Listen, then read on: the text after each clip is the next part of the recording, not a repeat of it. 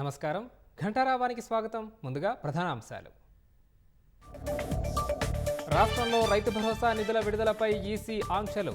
లోక్సభ ఎన్నికల పోలింగ్ తర్వాతే విడుదల చేయాలని స్పష్టీకరణ.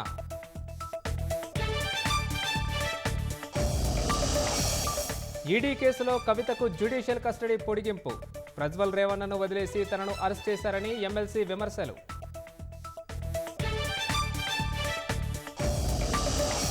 మేడిగడ్డ బ్యారేజీని పరిశీలించిన జస్టిస్ పీసీ ఘోష్. పియర్ కుంగుబాటుపై అధికారుల ద్వారా వివరాల సేకరణ.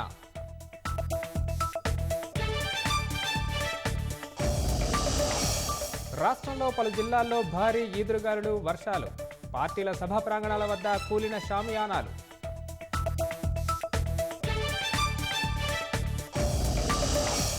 కాంగ్రెస్ కుట్రలు అడ్డుకునేందుకే 400 సీట్లు కావాలంటున్నాం. ఇండియా కూటమి అసత్యాలను నమ్మే పరిస్థితి లేదన్న మోదీ.